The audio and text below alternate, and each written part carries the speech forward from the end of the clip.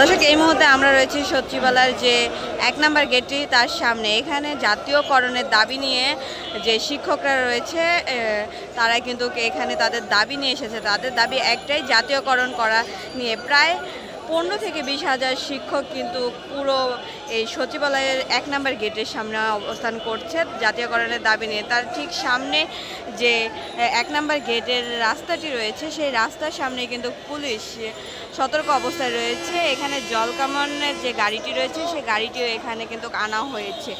এখানে যারা এসেছে জাতীয়করণের দাবি নিয়ে তারা কিন্তু এখানে ঠিক সচিবালয়ের ১ নম্বর যে গেট বা রাস্তা রয়েছে সেই রাস্তার সামনে অবস্থান করছে। গুটি গুটি বৃষ্টি পড়ছে, বৃষ্টির মধ্যেও কিন্তু তারা এখানে অবস্থান করছে। এই মুহূর্তে আপনাদেরকে দেখানোর চেষ্টা করছি ঠিক এই সচিবালয়ের ১ নম্বর গেটের সামনে থেকে।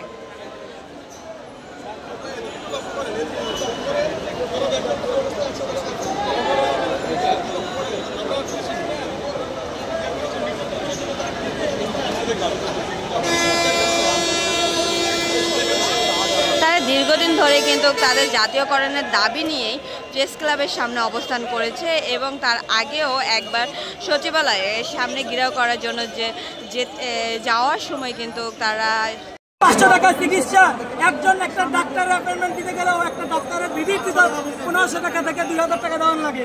সেখানে ৫০০ টাকা মাসে চিকিৎসা ভাতা আর বাসা ভাড়া মাত্র ১০০০ টাকা।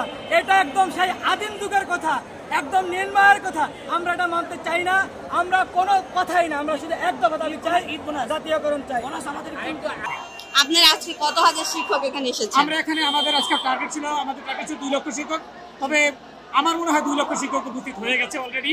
কারণ আমি প্রেস ক্লাবের যেখানে আমাদের স্টেজটা করা হয়েছে সেখান থেকে আমার আধা ঘন্টা সময় লাগছে আমার এই পর্যন্ত আসতে। আমার এই সচিবালয়ের গেট পর্যন্ত, যেখানে এখান থেকে দেখতে পাচ্ছেন ব্যারিকেড দেওয়া আছে, এই পর্যন্ত প্রায় আধা ঘন্টা সময় আমার হয়ে গেছে। আচ্ছা, আপনার